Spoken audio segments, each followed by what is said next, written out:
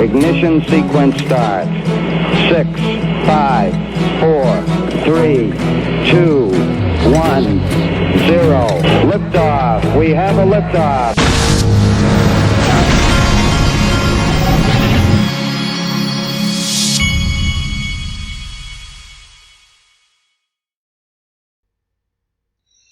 Hey everybody, this is the Digital Asset Investor, and yesterday I watched my my older son's first two games of this season, and I couldn't be more proud.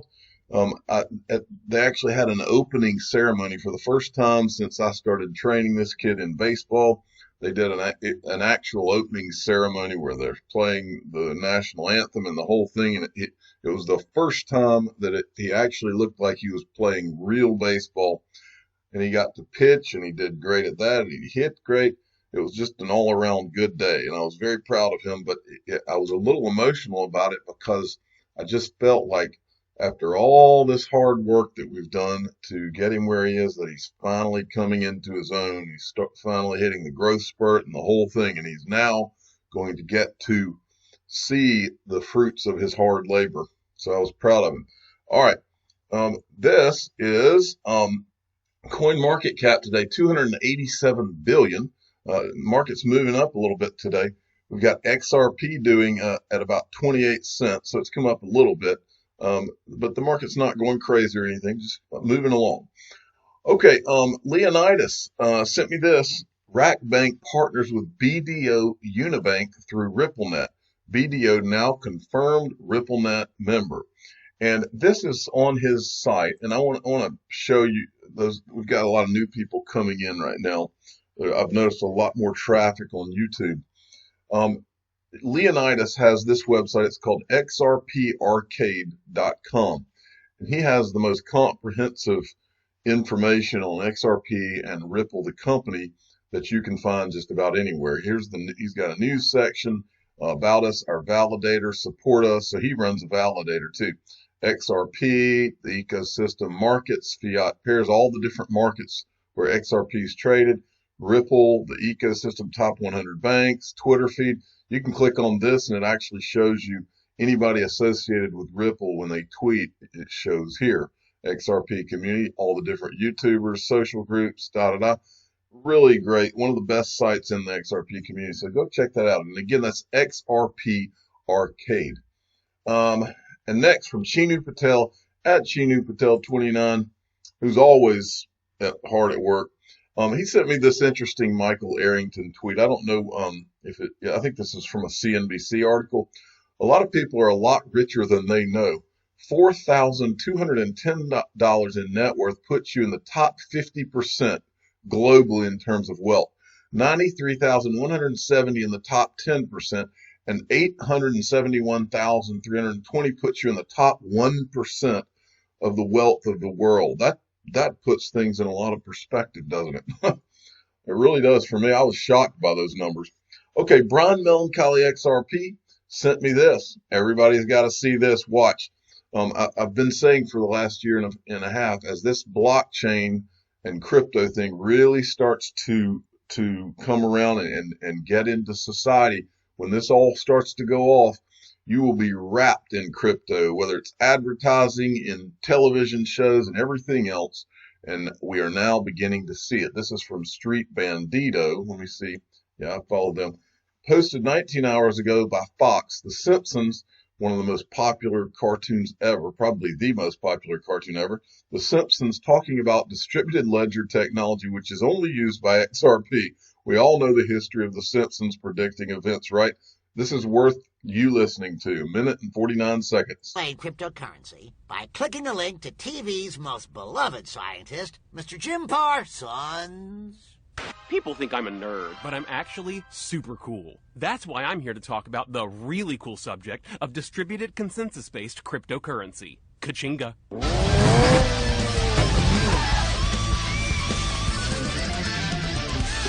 Could a nerd do that? I don't think so. For cryptocurrency to work, we need a record of every transaction that occurs. These are recorded in what's called a distributed ledger. I'm a consensus of shared and synchronized digital data Spread across multiple platforms from Shanghai to Grenada. Each day I'm closer to being cash of the future. Not in your wallet, I'm in your computer. Oh yeah! When you use the currency, the transaction is recorded in the ledger. I can dig it.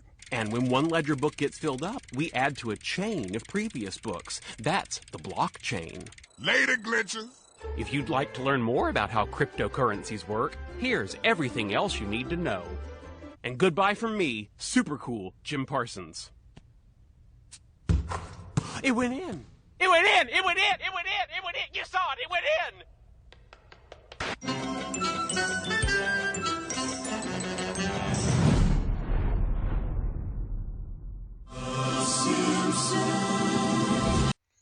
So I think, now when I watched that, what I was thinking to myself is someone very powerful has to pay money to get people to write these types of things into shows, to start to sell the populace on what's coming. That's what when I watch that, that's what I'm seeing. And I mean, if you think that things aren't done that way, then you need to rethink it, because that's how, I mean, that's how the governments of the world work, is this is all about controlling the population and controlling. It's the same reason that on YouTube now, there's a certain word we're not allowed to say.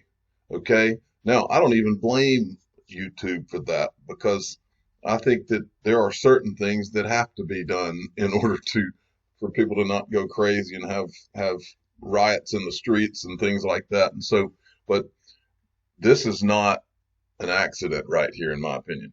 All right.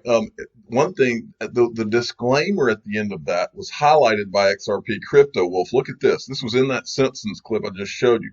The Simpsons talk about crypto in their new episode today. So it's great mainstream media exposure. So we have built big buildings full of energy gobbling, air conditioned computers solving useless math problems. It's written in the disclaimer that was in that. Now, I want to mention this. I'm starting to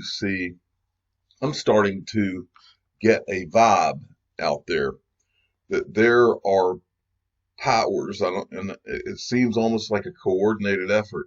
It seems like there's a concerted effort to start to point at Bitcoin as a joke. Now, we've been talking about that for a long time, but I've told you I own a little bit of Bitcoin just because I've thought that a lot of powerful people had gotten in that early. But there are some things I've seen recently that make me wonder if some of these people realize that the game's up, and that maybe this store value marketing pitch may or may not work. And so it's making me a little nervous to even hold Bitcoin at this point from what I'm seeing. That's just me talking.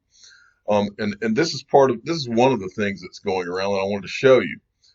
This is from Go Crypto, what the $1 trillion man thinks of Bitcoin. Now, this is so powerful. I'm going to show it, but I want to warn you. If you've got children that are listening, you need to pause it right now, okay? Because I'm going to play this clip. It's 1 minute and 16 seconds. He drops F-bombs, and normally I don't play things like this, but this one, any of you that are in crypto, you need to hear this, and so I'm going to play it because it's impactful, and you need to at least be aware of what this guy says. This guy is Dan Peña, by the way, who's like a very colorful motivational guy. Talks a lot of common sense, but he has a real foul mouth. So if you've got kids, hit the pause button for just 1 minute and 16 seconds. Here we go. Bitcoins and why no cryptocurrency? Well, Bitcoins, I called the top of the market in December 2017 when it was $19,600. I said, if you have Bitcoin, sell half, keep half. This is the top. Nobody listened to me. If you knew who was really behind Bitcoin, you would run as fast as you fucking could to sell it. I know. 100%. If you knew who owned Bitcoin or who started Bitcoin, and you had Bitcoin, you couldn't sleep at night. I know. 100%. And when the real founder of Bitcoin comes out, it is my humble opinion, and there's nothing humble about me, Bitcoin will go to fucking zero. One day. And a microsecond, whoop, like that. Now, let me tell you why this makes me nervous. The rest of what I'm going to present to you, and it doesn't make me nervous for crypto. It just makes me nervous for holding Bitcoin, because I believe that regulations are about to be put out, and what he's saying. Now, first, let me tell you my opinion. There's not one single doubt in my mind that why am I drawing a blank on it? Satoshi Nakamoto. I'm sorry, I drew a blank on the supposed inventor of Bitcoin's name. There's not one single doubt in my mind that Satoshi Nakamoto is not a person. It is a government. And which government, I can't tell you. But there's a good chance Chinese, but I would place a different bet, and I won't go into which one I think it is. But it's not a person. I'm with him as far as that. If it ever finally is known to people, hey, this is this government or whatever, he's probably right. But the point is not that. I believe regulations are about to roll out, and I believe that who knows, you could see as a part of that regulatory rollout that the plan all along. I've told you all along, XRP is the one. It's always been the one. But what is being said right now, I'm just telling everybody, it makes me very nervous about holding Bitcoin. Okay, CSMA at CSMA144K sent me this. Now, here's another thing. You don't often see, this is David Schwartz. Okay, this is David Schwartz, who was speaking at, and this is from Ripple.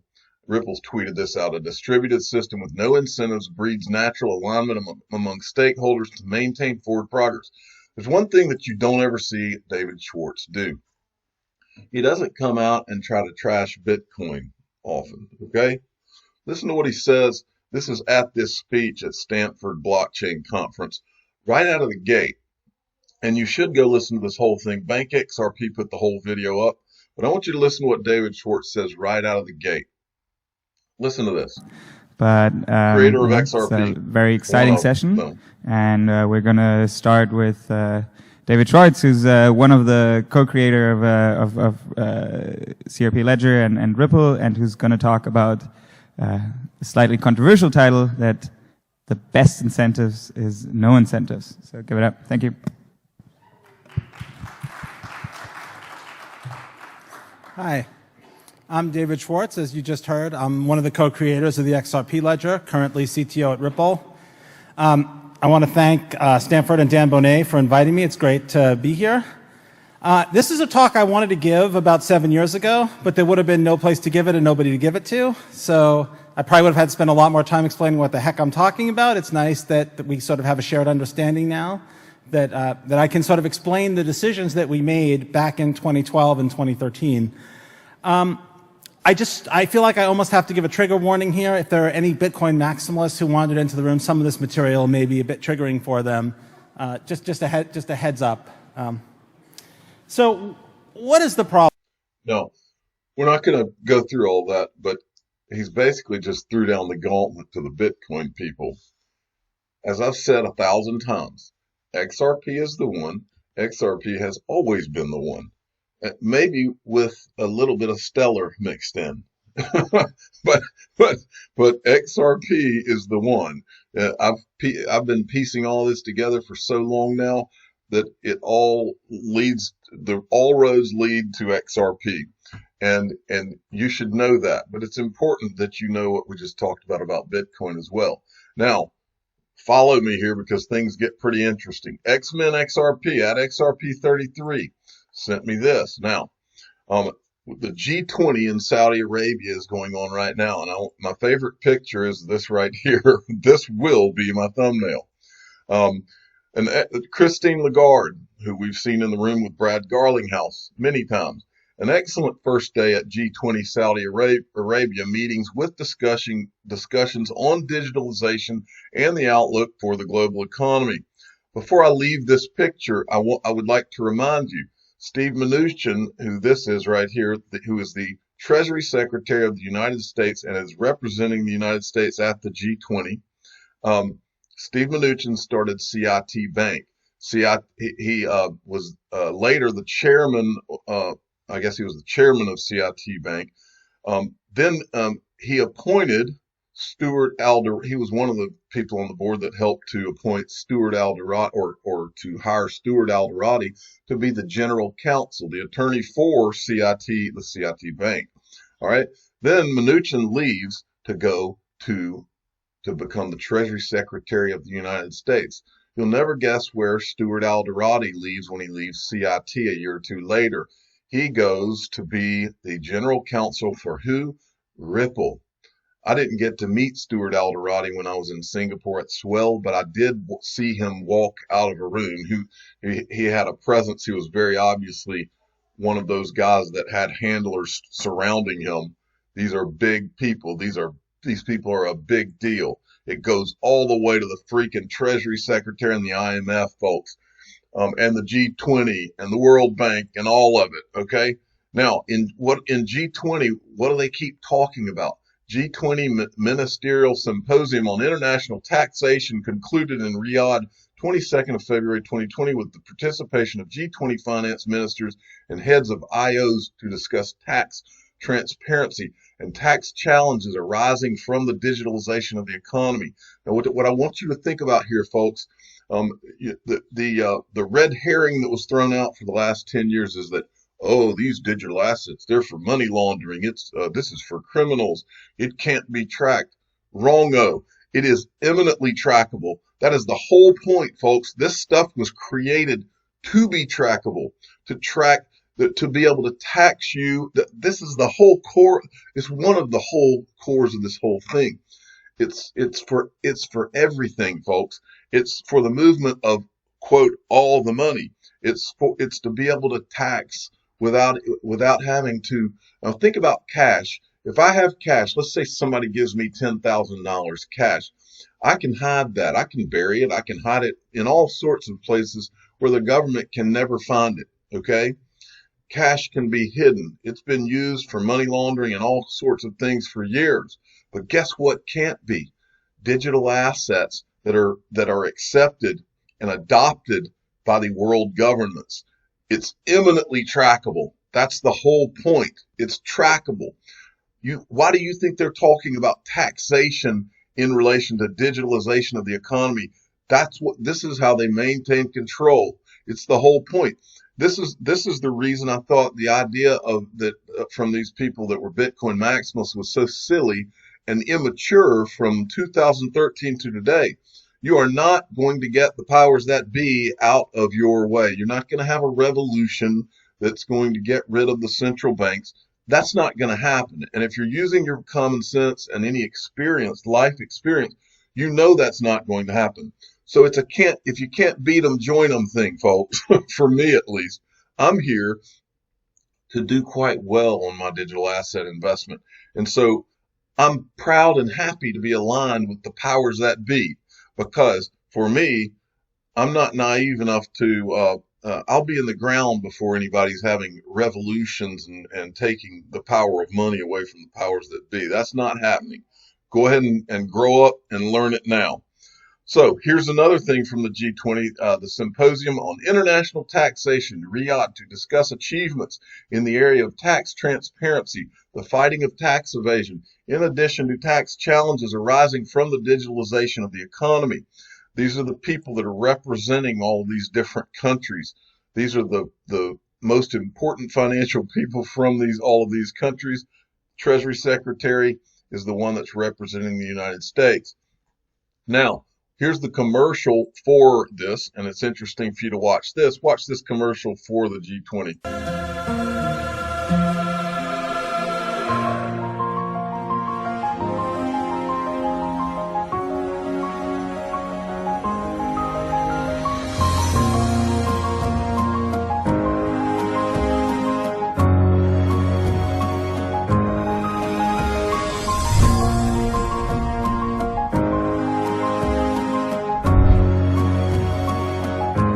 Addressing the tax challenges because of the digital economy, right?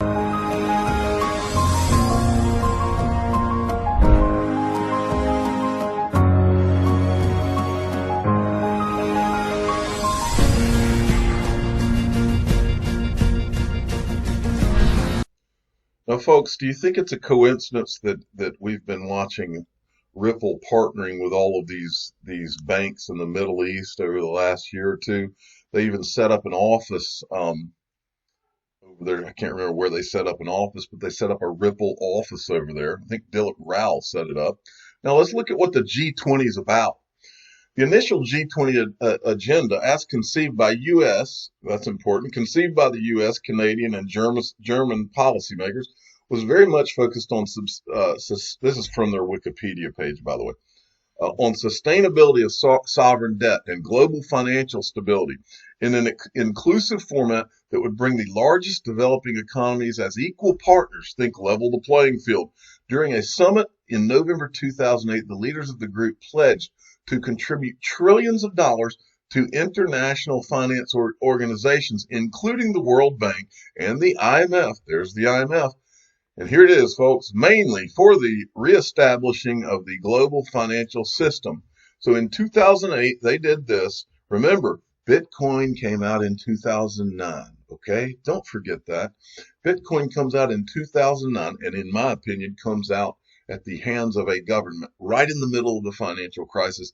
These people are meeting the very year before to contribute trillions of dollars to international finance organizations, including the World Bank and the IMF. The IMF, who was run at the time by Christine Lagarde, has been in the room in meetings with Brad Garlinghouse, even sitting in the audience listening to Brad Garlinghouse explain how XRP ledger works in Switzerland. And they did all of this mainly for reestablishing the global financial system. Okay, keep following me. And then you got this guy. I have a feeling cross-border regulation will come first. XRP, in my opinion, is going to dent the universe. We've heard that before, right? Quarles informs that Saudi G20 presidency has already asked the FSB to take the lead and prepare a roadmap for improved cross-border payment systems. Here is a Forbes article about this. Fed governor and watchdog boss made a serious Bitcoin and crypto warning. He's talking about, he's warning the G20. He's actually writing the finance ministers a letter. It says social media giant Facebook's 2019 revelation it would release its own answer to Bitcoin served as a rude awakening for the world's governments and central banks last year, and they are still failing to take the digitalization of finance seriously enough. That's the opinion of the chair of the Financial Stability Board. Remember that. And U.S. Federal Reserve Governor Randall Quarles, who this week warned top finance ministers and central bankers around the world they need to work quickly to keep up with rapid changes brought about by Bitcoin and cryptocurrencies. What is the greatest motivator, people? Fear. He's putting fear into the world's central bankers if they don't already have it. He says technology is changing the nature of traditional finance, bringing innovations that create both potential benefits and risks. Quarles reportedly said this week in a letter to a meeting of G20 finance ministers taking place this weekend in Saudi capital Riyadh, adding rapid progress may bring about new challenges. Many governments and central banks around the world have expressed concerns that Facebook's Libra, a so-called stablecoin that will be pegged to a basket of traditional currencies, could undermine state control of economies if it becomes a widely used payment method. Do you remember this? I do. This is Brad Garlinghouse after Facebook announced Libra. I specifically remember Brad Garlinghouse saying that when Facebook announced Libra, the Ripple phones started ringing off the hooks. He even said he wanted to send the guy that created Libra a bottle of wine or something, or a case of wine, but to thank them for announcing Libra. It freaked out the banks and the central banks, and this is just a tiny clip of what Brad Garlinghouse said on stage. This has been a call to action. This has been a call to action. This has been a call to action. This has been a call to action. I wanted to play that 4 times for you to just let it sink in. So then you have this. This is the Financial Stability Board, which that Federal Reserve Board guy that I just talked about, Financial Stability Board, he's the guy that runs the show there. All right, this is their program for 2020. Here's what the Financial Stability Board's work priorities for 2020 reflect: the evolving nature of the global financial system and associated risks to financial stability. The FSB will reinforce its forward-looking monitoring of developments to identify, assess, and address new and emerging vulnerabilities. At the same time, the FSB will continue its work to finalize and operationalize the remaining elements of post-crisis reforms, monitor and assess the implementation of reforms, and evaluate their efforts in order to ensure that reforms work as intended. Well, if you go down to, I believe it's page 5, you'll get this. The roadmap of the change is set. G20 is ready. October could be the month. Enjoy the ride. This is from that FSB report, 2020 report. Look down to here in October. He says XRP time. He wrote that. It says roadmap with practical steps and indicative time frames to enhance global cross-border payments. G20 deliverable. Okay. And then we get this from XRP Bart. All right. This, remember the Brad Garlinghouse interview last week? And before I get to that, I want to show you this. Mr. B retweeted. I think his timing was great. Mr. B retweeted the article that we got at the beginning of the year from Brad Garlinghouse and Ripple. 2020, the year of the digital asset Ripple. And I remember when I saw that headline, I've said to my audience, when I saw that headline, I said, well, you know, Ripple's very conservative. They would never put something like that out. They would not put that out if they were thinking, hey, we think 2020 is the year that speculators are going to start buying XRP, and so we can go out on a limb here and put this out. But what they would do is put that out if they knew a couple of things, one or two things. One, if they knew that the utility was going to kick in and that XRP was going to begin to be used, and the volumes were going to begin to increase as we've seen. And in conjunction with that, the price of XRP was going to begin to ramp up. And if they knew that regulations were finally going to be put into place. So this was put out by Julia Chatterley. It's an edited version of the interview she had with Brad Garlinghouse earlier this week. Listen to the first thing that Brad Garlinghouse mentions as being important this year. Ripple is a company that utilizes blockchain technology to build an alternative global payment system. Those global payments are facilitated by the cryptocurrency XRP. The firm just raised $200 million from investors in a share sale, valuing the company now at a cool $10 billion. The company also hinting about going public in the near future. I spoke to the Ripple CEO, Brad Garlinghouse, who told me why 2020 is an important year for the industry and also their company. I think one of the reasons why 2020 will be very important is that regulatorily, that's a word, the clarity is getting better. And I mean that globally. Countries like Singapore and Thailand and Switzerland and Japan. I think the U.S. has still an opportunity to do more there, but I think we will probably see that in 2020, and I think that helps catapult the whole industry. I also think, you've gone from an industry that has been a little bit in the shadows and in a history of crypto. Very much in the shadows. Yeah. I remember, actually, you and I were both at Davos, and someone... Okay, so he talks about, you can just tell, you can just get the vibe. They know that this regulatory certainty happens this year, And I believe that a lot of things are going to change, and they might change on a dime, okay? So, and then I wanted to finish this by showing you a clip that you will see me play time and time again on this channel because it nails the point home. And what's always amazed me by the company Ripple and the people that work there is not just their pedigree and how where they come from, the Ivy League, and so many of them are from that cloth, or come from that cloth. But anyway, some of the things that I've heard them say over the years, you would never say unless you just knew that this is a once in generations thing that you're doing, that you're a part of. And my favorite is from Naveen Gupta.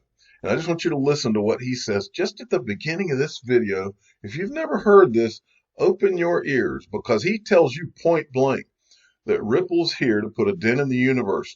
It's an all or nothing thing, and he says it. And the reason he's saying it is because we're talking about all of the money, and they know it. And 2020 is the freaking year, folks. Listen. How do you think, what is the next move, on Ripple's roadmap, in your opinion? To put you on the spot here. No, it's very simple. So I think one thing, if there is one message that you can get in this room, is Ripple is not an ordinary company. We are not here to have a small market share or do X, do Y, and make small amount of money or something to happen. We are here to make a dent in the universe. Either we will change the remittance universe, the way you understand, the way value gets transferred across the world, between people, between institutions, or we will just fade away. So it's almost 0 or 1, and some of it comes from our Silicon Valley arrogance. Some of it comes from, that's the reason 6 years ago we were born with the mission of moving money like information moves today, right? And we are making it possible working with the existing ecosystem. So we're born with that mission. Folks, you don't see that level of confidence with just some startup company that is, quote, born. Doesn't happen, folks. Not in my lifetime. I haven't seen that level of confidence over where things are going. And I can promise you, he's basically presents it as an all or nothing thing. Well, I'm going to go with all, because what I'm seeing is Ripple heading towards IPO and uber confidence about what's happening. What I'm seeing is articles come out about how 2020 is the year of the digital asset. And I think XRP is the digital asset. It's the one. It's always been the one. Now, I want to finish with this. Everybody's approaching tax season in the United States, but just as an FYI, token tax, which is what this is, they you can use them as well if you're in other countries. I think UK and some other countries. But I'm not going to show this, but I want you to all go look at it. It's from Token Tax's YouTube channel. Save money on crypto taxes with tax loss harvesting. They put this video up, and they go. It's very in detail. They show you how you can save money on your taxes through tax harvesting. If you want to get their help in doing your taxes, I've got a link in the description of every video that I do where I've worked it out with their CEO, where you can get 10% off with a coupon code that's in the description of all of my videos. So go check it out. Sorry this video was too long. I am the digital asset investor. I'm not an investment advisor. This is for entertainment purposes only. Please subscribe and hit the like button. And tell your friends and family that XRP is the one, and it has always been the one. Thank you for listening.